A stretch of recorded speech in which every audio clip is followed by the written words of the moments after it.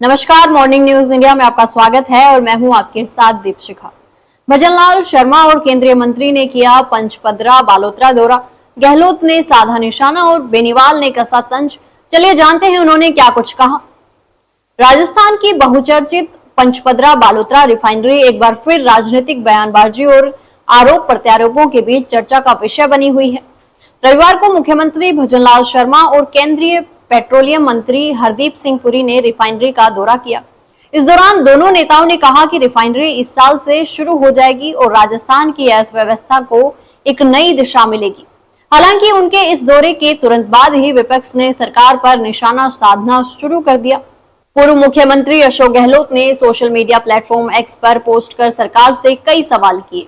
गहलोत ने लिखा कि भाजपा सरकार ने साल 2025-26 के बजट में स्पष्ट रूप से घोषणा की थी कि अगस्त 2025 से पंचपदरा बालोतरा रिफाइनरी से उत्पादन शुरू कर दिया जाएगा, लेकिन मुख्यमंत्री भजनलाल शर्मा और केंद्रीय मंत्री हरदीप सिंह पुरी के दौरे के दौरान इस महत्वपूर्ण मुद्दे पर कोई ठोस तारीख सामने नहीं आई।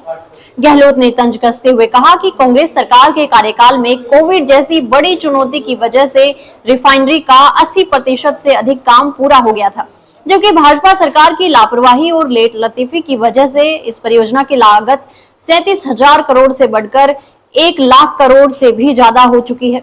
उन्होंने ये भी आरोप लगाया कि अगर 2013 में शिलान्यास के बाद सरकार ने काम को रोका नहीं होता तो आज ये रिफाइनरी पूरी क्षमता से चल रही होती।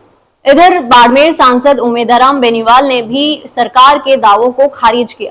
प्रेस वार्ता में उन्होंने कहा कि ये पहली बार नहीं है जो मुख्यमंत्री और केंद्रीय मंत्री रिफाइनरी का दौरा कर रहे हैं। पहले भी मार्च 2025 और अगस्त 2025 तक इसे शुरू करने का दावा किया गया था, लेकिन अभी तक जमीन पर कुछ नहीं दिख रहा। बेनीवाल ने साफ कहा कि रिफाइनरी के पूरी तरह से शुरू होने में कम से कम 2 से 2.5 साल और लगेंगे।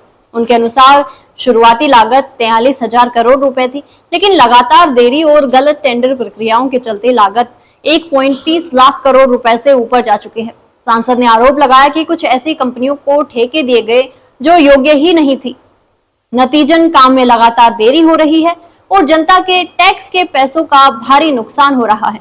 उन्होंने बताया कि देरी की वजह से हर साल 10 से 15,000 करोड़ रुपए का अतिरिक्त बोझ सरकार पर पड़ रहा है। बेनीवाल ने कहा, पेट्रोकेमिकल हब बनाने की सरकार की बात केवल कागजों में है। जमीन का आवंटन नहीं हुआ, न ही इंडस्ट्रियल एरिया विकसित किया गया।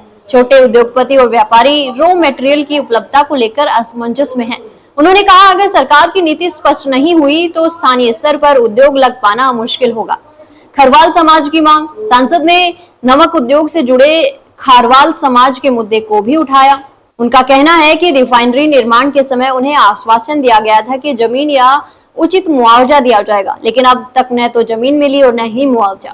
ये उनके हकों के साथ अन्याय है। कुल मिलाकर पंचपदरा बालोतरा रिफाइनरी को लेकर भाजपा सरकार जहां दावा कर रही है कि ये परियोजना जल्द पूरी होगी, वहीं विपक्ष इसे जनता को गुमराह करने वाला वादा बता रहा है।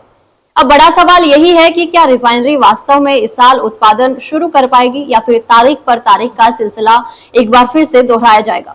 दोस्तों, जानकारी अच्छी लगी तो वीडियो को लाइक व शेयर करें, साथ ही चैनल को सब्सक्राइब करना ना भूलें। धन्यवाद।